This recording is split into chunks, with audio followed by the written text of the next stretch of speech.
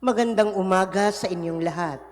Malugod na pagtanggap sa St. Joseph Parish, Gagalangin, sa ika-6 ng umagang banal na misa sa pagdiriwang ng liturhiya ngayong Miyerkules ng ika-4 na linggo sa karaniwang panahon. Tumayo po ang lahat at tayo'y makiisa sa banal na misa na pamumunuan ng ating Kura Paroko, Reverendo Padre Douglas D. Badong. Sa hapag ng Panginoon, buong bayan ngayon'y nagtitipon upang pagsaluhan ang kaligtasan, handog ng Diyos sa tanan. Upang pagsaluhan ang kaligtasan, handog ng Diyos sa tanan. Sa ngalan ng Ama at ng Anak at ng Espiritu Santo, Amen. ang pagpapala ng ating Panginoong Heso Kristo, ang pag-ibig ng Diyos Ama, at ang pagkikipagkaisa ng Espiritu Santo naway sumainyong lahat. At sumaiyo rin. Mga kapatid, aminin natin ang ating mga kasalanan upang tayo'y maging marapat gumanap sa banal na pagdiriwang. Inaamin ko sa makapangyarihang Diyos at sa inyo mga kapatid na lubha akong nagkasala sa isip, sa salita at sa gawa at sa aking pagkukulang. Kaya isinasamo ko sa mahal na Birheng Maria, sa lahat ng mga anghel at mga banal, at sa inyo mga kapatid na ako'y panalangin sa Panginoong ating Diyos.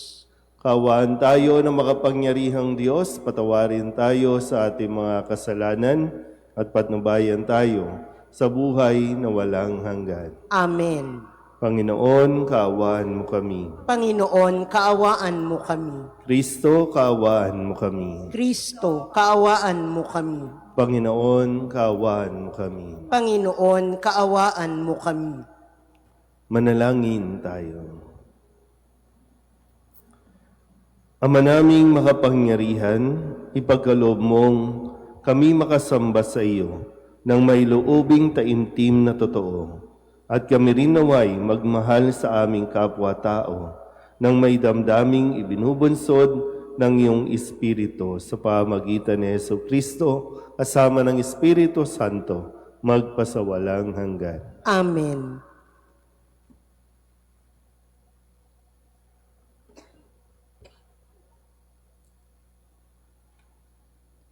Pagbasa mula sa ikalawang aklat ni Samuel. Noong mga araw na iyon, inutusan ni David si Joab at lahat ng namumuno sa hukbo niya. Gawin ninyo ang talaan ng bawat lipi ng Israel mula sa Dan hanggang Beer-seba at dalhin ninyo agad sa akin. Iniulat ni Joab sa hari ang kabuuan ng lahat ng mga lalaking maaaring maglingkod sa hukbo. Sa Israel ay 800,000 at sa Huda naman ay 500,000. Matapos niyang ipatala ang mga tao, inusig siya ng kanyang budhi. Sinabi niya sa Panginoon, "Nagkasala ako ng malaki sa ginawa kong ito. Patawarin po ninyo ako sa aking kahangalan." Kinaumagahan, pagkagising ni David, sa utos ng Panginoon, ay pumunta sa kanya si Propeta Gad. Sinabi nito kay David, "Ito po ang ipinasasabi sa inyo ng Panginoon. Mamili ka kung alin sa 3 parusang ito ang ibig mong gawin ko sa iyo.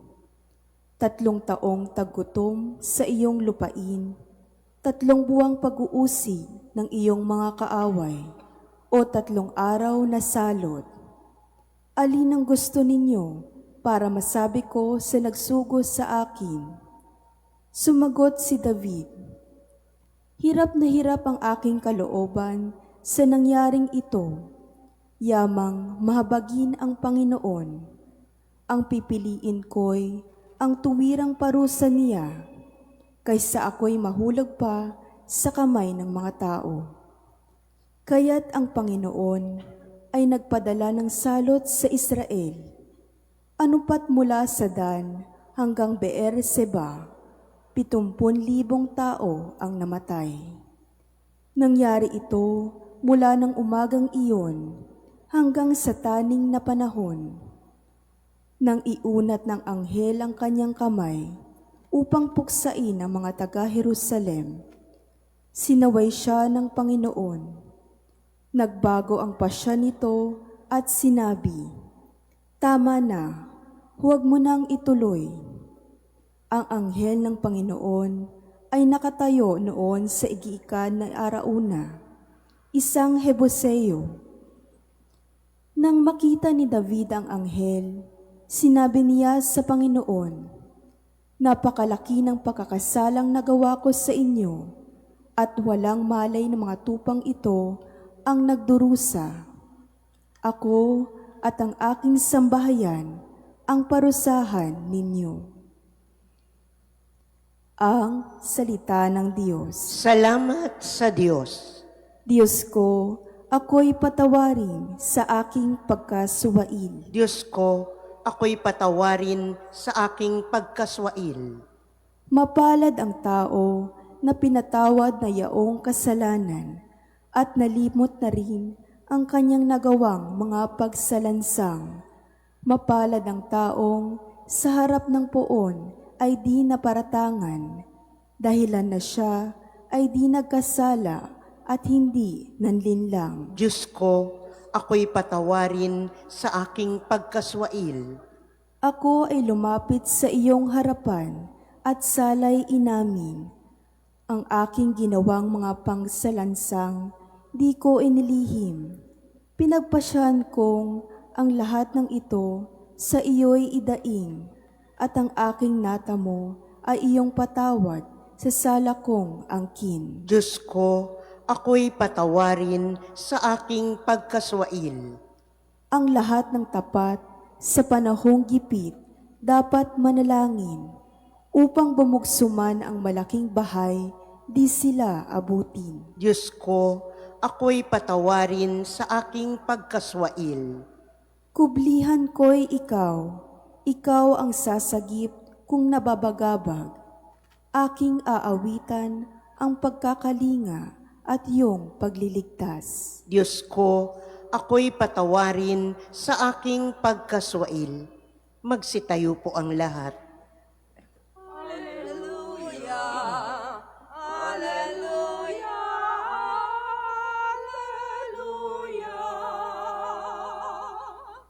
Hallelujah! Hallelujah! Hallelujah! Hallelujah! Hallelujah! Ang tinig ko'y pakikinggan ng kabilang sa aking kawan. Ako'y kanilang susundan. Hallelujah! Hallelujah! Hallelujah! Hallelujah! Hallelujah! Hallelujah! Sumainyo ang Panginoon. At sumaiyo rin. Ang mabuting balita ng Panginoon ayon kay San Marcos. Papuri sa iyo, Panginoon. Noong panahong iyon, si Jesus ay nagtungo sa sarili niyang bayan, kasama ang kanyang mga alagad. Pagdating ng araw ng pamamahinga, nagturo siya sa sinagoga. Nagtaka ang maraming nakarinig sa kanya at nagtanong, saan niya nakuha ang lahat ng iyan? Anong karunungan itong ipinagkaloob sa kanya? Paano siya nakagagawa ng mga kababalaghan? Hindi ba ito ang karpenterong anak ni Maria at kapatid ni Santiago at Jose, Judas at Simon? Dito nakatira ang kanyang mga kapatid na babae, hindi ba? At siya'y ayaw nilang kilanlin. Kaya't sinabi ni Jesus sa kanila, ang propeta'y iginagalang ng lahat, liban lamang ng kanyang mga kababayan, mga kamag-anak at mga kasambahay.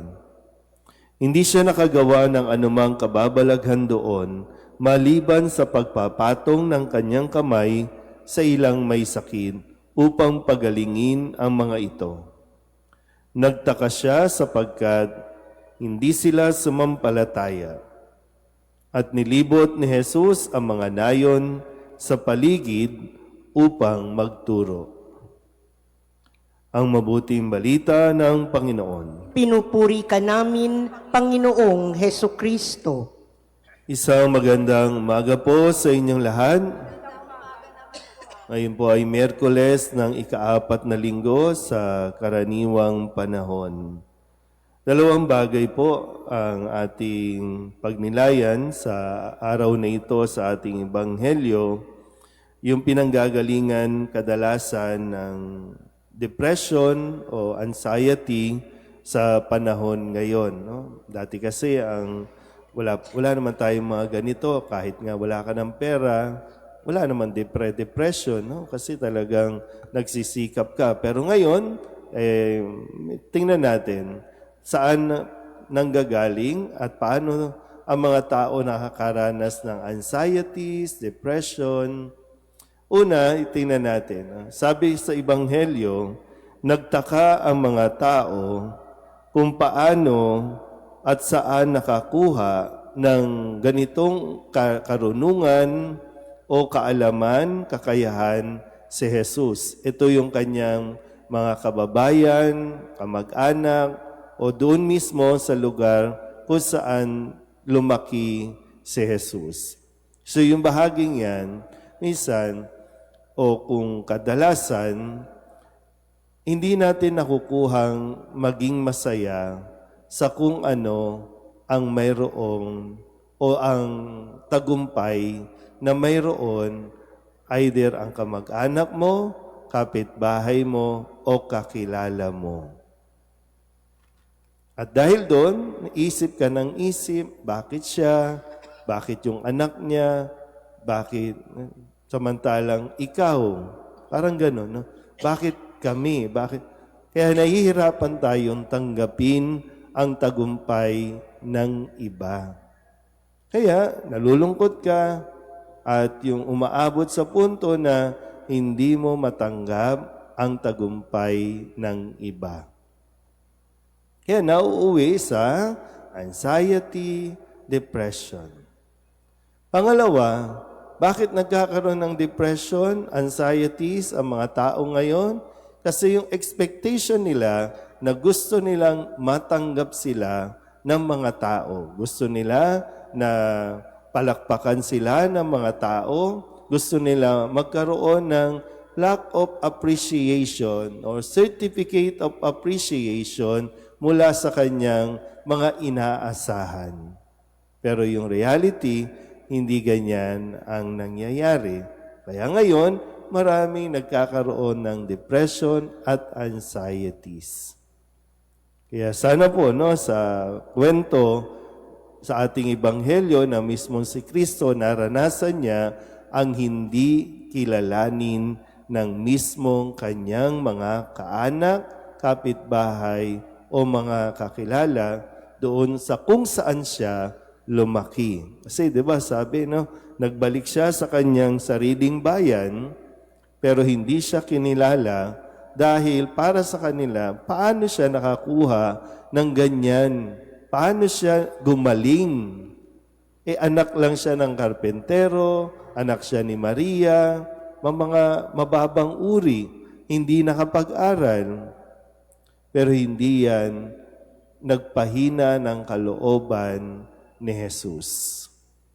Kahit na may ganyang mga comments o sa panahon natin ngayon, mga bashers sa buhay niya, tuloy lang ang kanyang misyon. Kaya nga ang sabi, ikinalungkot man niya ito o ipinagtaka niya, pero hindi ito, kumbaga, nagpapigil sa kanya. Kaya ang sabi nga sa dulong bahagi, pumunta rin siya sa iba pang nayon, sa paligid, para magturo. So, kung ayaw nila, kawalan ko ba? Kawalan nila. Bakit iisipin mo nang iisipin na hindi ka nagustuhan ng mga taong inaasahan o gusto mong magustuhan ka o ma-appreciate ka? Tuloy mo na lang. Ginagawa mo ba ito para sa kanila? O ginagawa mo ito dahil alam mong ito ang mabuti, hindi lang para sa iyo, kundi ito ang kagustuhan ng Diyos. Kaya marami din hindi na nakakausad. Marami ang hindi na nakakapagpatuloy kasi humihinto na sila doon sa karanasan na hindi ako tinanggapin. So, sino ang nawalan din? Di ikaw din. Sino ang hindi nag-improve? Sino ang hindi nag-mature? Di ikaw din.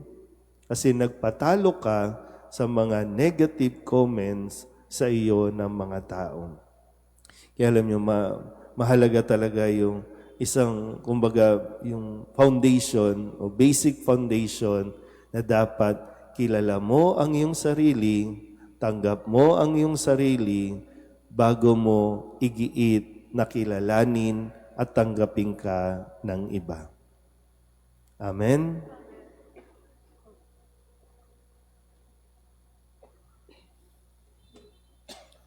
Tinanggihan si Jesus ng sarili niyang kababayan.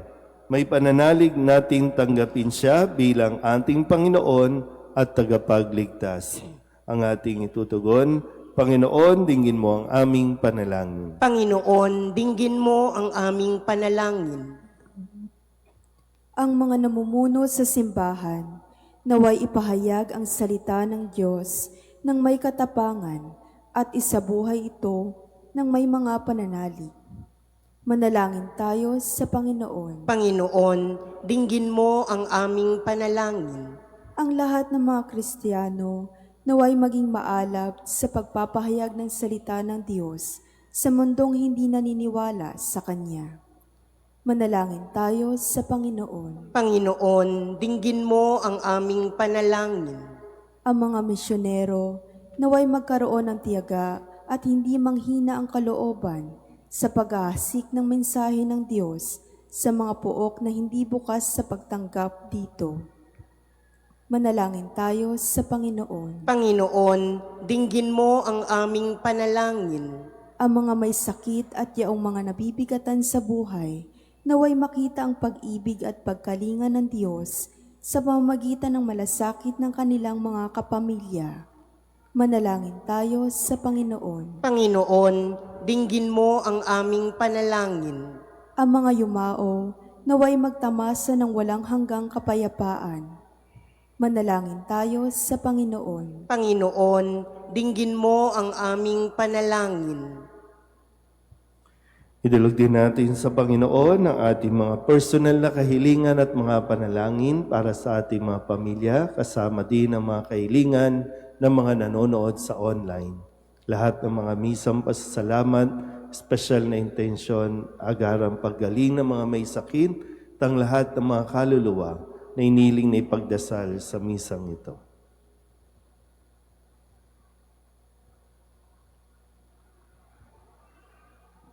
Ang lahat ng ito hiniling namin sa ngalan ni Kristong aming Panginoon. Amen.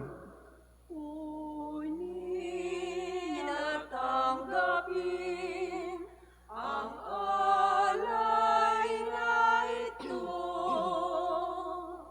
mga biyayang nagmula sa pagpapala mo. Tanda ng bawat puso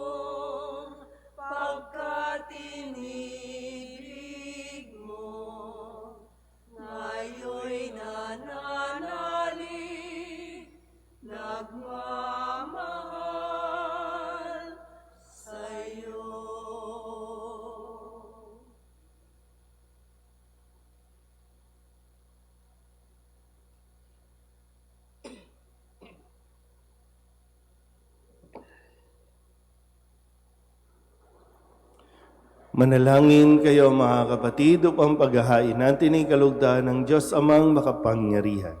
Tanggapin nawa ng Panginoon itong paghahain sa iyong mga kamay, sa kapurihan niya at karangalan sa ating kapakinabangan at sa buong sambayanan niyang banal. Ama naming lumikha, ang mga alay na ngayoy aming inihahanda sa hapag na ito na iyong dambana ay iyong tanggapin at gawaran ng pagpapala upang mapagsaluhan namin ang kaligtasan mong ginawa sa pamamagitan ni Jesucristo kasama ng Espiritu Santo magpasawalang hanggan. Amen. Sumainyo ang Panginoon. At sumaiyo rin. Itaas sa Diyos ang inyong puso at diwa. Itinaas na namin sa Panginoon. Pasalamatan natin ang Panginoong ating Diyos. Marapat na siya ay pasalamatan. Ama naming makapangyarihan, tunay ngang marapat na ikaw ay aming pasalamatan.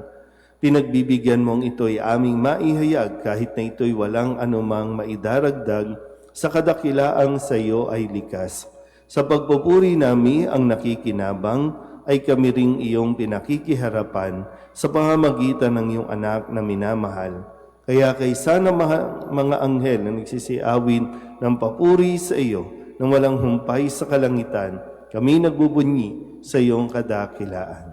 Santo, Santo, Santo, Panginoong Diyos ng mga hukbo, napupuno ang langit at lupa ng kadakilaan mo, o sana sa kaitaasan. Pinagpala ang naparirito sa ngalan ng Panginoon, o sana sa kaitaasan. Ama naming banal, ikaw ang bukal ng tanang kabanalan. Kaya't sa pamamagitan ng iyong Espiritu, gawin mong banal ang kaloob na ito upang para sa aming maging katawan at dugo ng aming Panginoong Hesu Kristo. Bago niya pinagtiis ang kusang loob na maging handog, hinawakan niya ang tinapay, pinasalamatan kaniya, pinaghati-hati niya iyon, iniabot sa kanyang mga alagad at sinabi, "Tanggapin ninyong lahat ito at kanin, ito ang aking katawan na ihahandog para sa inyo."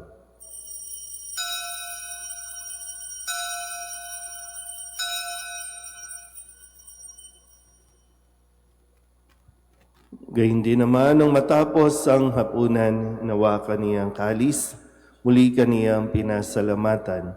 Iniabot niya ang kalis sa kanyang mga alagad at sinabi, "Tanggapin ninyong lahat ito at inumin. Ito ang kalis ng aking dugo ng bago at walang hanggang tipan.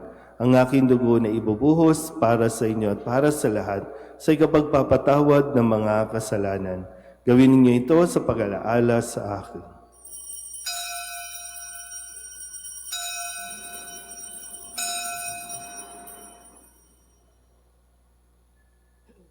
Ipagbunyi natin ang misteryo ng pananampalataya. Si Kristo'y namatay, si Kristo'y nabuhay, si Kristo'y babalik sa wakas ng panahon. Ama, ginagawa namin ngayon ang pag-alaala sa pagkamatay at muling pagkabuhay ng iyong anak. Kaya tiniaalay namin sa iyo ang tinapay na nagbibigay buhay at ang kalis na nagkakaloob ng kaligtasan. Kami napapasalamat dahil kami iyong minarapat na tumayo sa harap mo para maglingkod sa iyo. Isinasamo namin kami magsasalo-salo sa katawan at dugo ni Kristo ay mabuklod sa pagkakaisa sa pamamagitan ng Espiritu Santo. Ama, lingapin mo ang iyong simbahang laganap sa buong daigdig. Puspusin mo kami sa pag-ibig kay San Leon na aming Papa at ni Jose na aming Obispo at ng Tanang Kaparian. Alalahanin mo rin ang mga kapatid namin na himlay na may pag-asang sila'y muling mabubuhay, gayon din ang lahat ng mga pumanaw.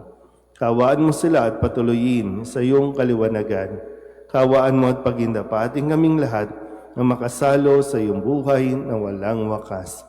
Kaysa ng mahal na Birheng Maria na ina ng Diyos, ng kabiyak ng puso niyang si San Jose, kaysa ng mga apostol at ng lahat ng mga banal na namuhay dito sa daigdig ng kalugod-lugod sa iyo, may pagdiwang nawa namin ang papupuri sa ikararangal mo sa pamamagitan ng iyong anak na aming Panginoong Hesu Kristo. Sa pamamagitan ni Kristo, kasama niya at sa Kanya, ang lahat ng parangal at papuri ay sa iyo, Diyos Amang makapangyarihan, kasama ng Espiritu Santo, magpasawalang hanggan. Amen. Amen. Amen.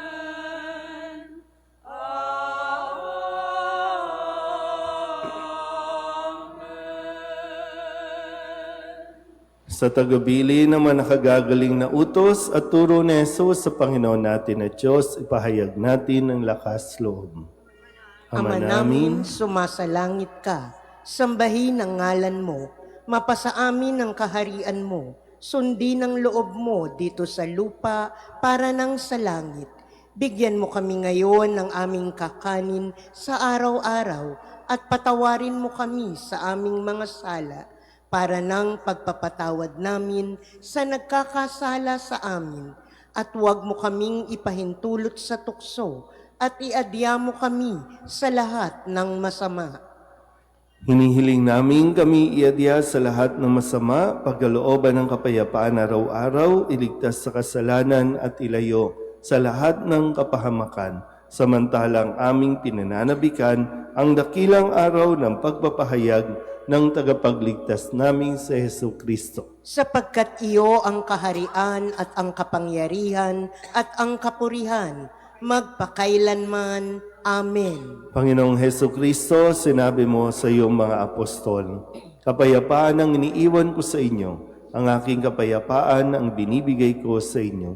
Tunghayan mo ang aming pananampalataya at huwag ang aming mga pagkakasala. Pagkalooban mo kami ng kapayapaan at pagkakaisa ayon sa iyong kalooban, kasama ng Espiritu Santo, magpasawalang hanggan. Amen. Ang kapayapaan ng Panginoon ay laging sumainyo. At sumaiyo rin. Magbigayan po tayo ng kapayapaan sa isa't isa. Kordero ng Diyos na nag-aalis ng mga kasalanan ng sanlibutan, maawa ka sa amin. Kordero ng Diyos na nag-aalis ng mga kasalanan ng sanlibutan, maawa ka sa amin. Kordero ng Diyos na nag-aalis ng mga kasalanan ng sanlibutan, ipagkaloob mo sa amin ang kapayapaan. Ito ang kordero ng Diyos. Ito ang nag-aalis ng kasalanan ng sanlibutan. Mapalad ang mga inaanyayahan sa kanyang piging. Panginoon, hindi ako karapat-dapat na magpatuloy sa iyo, ngunit sa isang salita mo lamang ay gagaling na ako.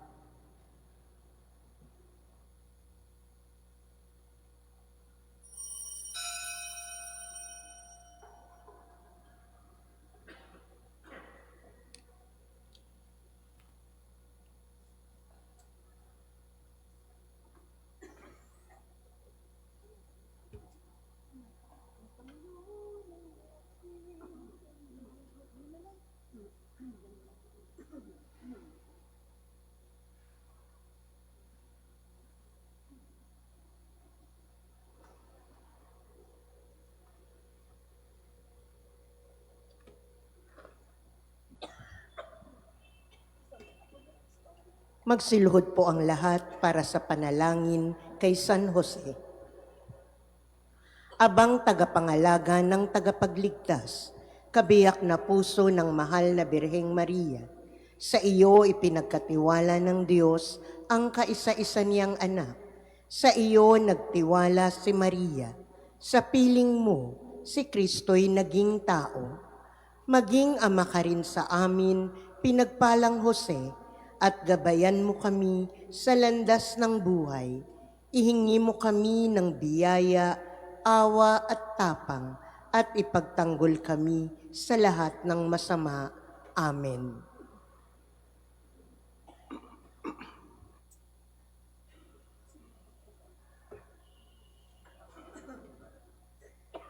Magsitayo po ang lahat.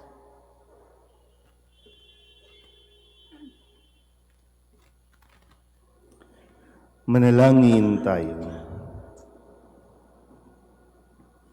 Ama naming mapagmahal, kaming nagsipakinabang sa piging ng aming kinamtang kaligtasan, ay umihiling na iyong bigyang kaunlaran sa pananampalatayang wagas kailanman, sa tulong ng panubos na ngayoy iyong bigay, sa pamamagitan ni Jesucristo, kasama ng Espiritu Santo, magpasawalang hanggan. Amen.